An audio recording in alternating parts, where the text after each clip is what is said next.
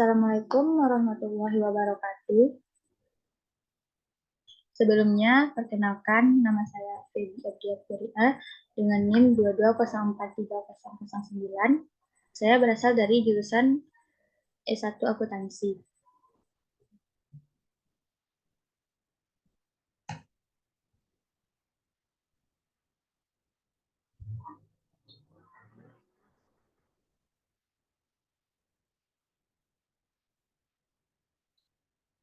Baiklah, di sini saya akan mempresentasikan tentang kepailitan yang merupakan tugas dari pembisnis regulasi. Nah, kepailitan sering disebut dengan bangkrut. Kepailitan yaitu suatu proses di mana seorang debitur yang punya kesulitan keuangan untuk membayar hutangnya. Kepailitan seorang debitur dinyatakan oleh pengadilan, yaitu pengadilan niaga.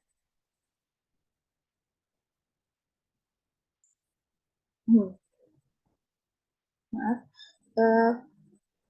Undang-undang yang mengatur tentang kepailitan yaitu Undang-Undang Nomor 37 Tahun 2004, di mana dinyatakan kepailitan adalah sita umum atas semua kekayaan debitur pailit yang pengurusan dan pemberesannya dilakukan oleh kurator di bawah pengawasan hakim pengawas.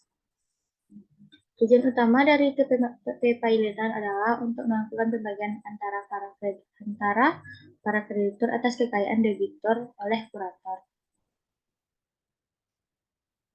Nah, di sini ada 4 azas kepailitan. Yang pertama azas keseimbangan, kedua azas kelangsungan usaha, ketiga azas keadilan, dan yang keempat azas integrasi. Azas keseimbangan itu azas yang mengatur tentang ketentuan yang merupakan perwujudan dari azas keseimbangan. Azas kelangsungan, azas yang di dalamnya terdapat ketentuan yang memungkinkan perusahaan debitur melaksanakan prospektif tetap dilangsungkan. Azas keadilan, azas mencegah terjadinya kesewenang-wenangan pihak penagih yang mengusahakan pembayaran atas tagihan masing-masing debitur dengan tidak mempedulikan kreditor lainnya. Yang keempat, azas integrasi. Azas integrasi mengandung pengertian bahwa sistem hukum formal dan hukum materialnya merupakan satu kesatuan yang utuh dari sistem hukum perdata acara perdata nasional. Next, syarat-syarat debitur dikatakan pailit. Yang pertama, jika debitur tidak membayar utang. Yang kedua, adanya lebih dari satu utang. Yang ketiga, minimal satu utang sudah jatuh tempo. Yang keempat, minimal satu utang sudah dapat ditagih. Yang kelima, diputuskan oleh pengadilan niaga. Pihak-pihak yang dapat mengajukan permohonan kepailitan kepada pengadilan niaga di sini sangat banyak. Pertama itu pihak debitur, yang kedua satu atau lebih kreditur, kedua jaksa untuk kepentingan umum, Bank Indonesia dalam hal kreditur merupakan bank, lainnya seperti Bank Pengawas Pasar Modal atau BAPEPAM, Menteri Keuangan, Bank Indonesia, Menteri Keuangan jika debiturnya perusahaan asuransi, perusahaan reasuransi, dana pensiun atau BUMN yang bergerak di bidang kepentingan publik.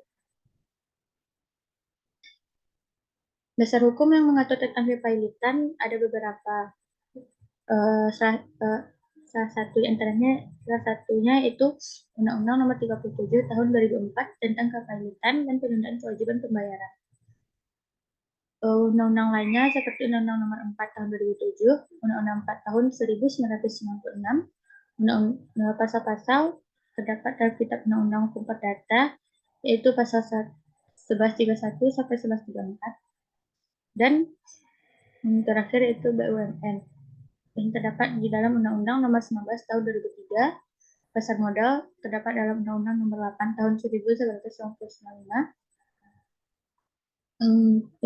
yayasan terdapat dalam Undang-Undang Nomor 16 Tahun 2001, koperasi terdapat dalam Undang-Undang Nomor 25 Tahun 1992. Selanjutnya, di sini kita akan membahas tentang penundaan kewajiban pembayaran utang atau PKPU.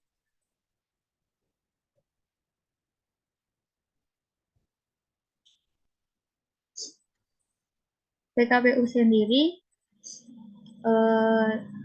di, di, didefinisikan oleh Munir Fuadi sebagai berikut. PKPU adalah satu periode waktu tertentu yang diberikan oleh undang-undang melalui putusan pengadilan niaga, di mana dalam periode waktu tersebut kepada kreditor dan debitur diberikan kesepakatan untuk bermusyawarah tentang bagaimana cara-cara pembayaran utang-utangnya dengan memberikan rencana perdamaian atau completion plan terhadap seluruh atau sebagian utangnya itu, termasuk apabila perlu merestrukturisasi utangnya tersebut. Penundaan kewajiban pembayaran utang atau PKWU diatur dalam Undang-Undang Nomor 37 Tahun 2004 Pasal 222 Ayat 2 yang di dalam undang-undang tersebut dinyatakan bahwa penundaan kewajiban pembayaran utang dengan maksud untuk mengajukan rencana perdamaian yang meliputi tawaran pembayaran sebagian atau seluruh utang kepada kreditor.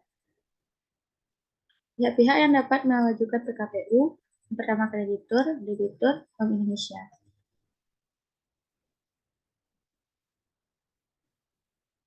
Hal-hal yang dikabulkan jika PKPU dikabulkan. Hal-hal yang terjadi apabila PKPU dikabulkan. Yang pertama, selama PKPU berlangsung terhadap debitur tidak dapat diajukan permohonan kepailitan. Kedua, diangkat seorang hakim pengawas yang tugasnya mirip dengan hakim pengawas dalam kepailitan.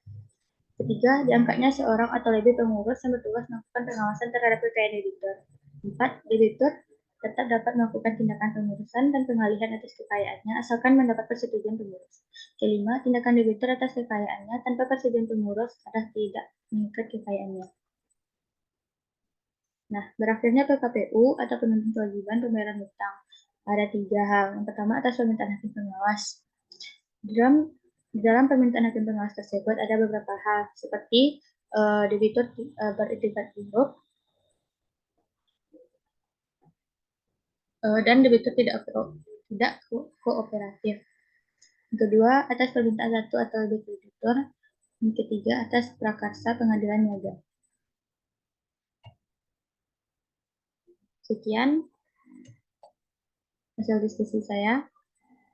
Hasil presentasi saya akhiri dengan Assalamualaikum warahmatullahi wabarakatuh.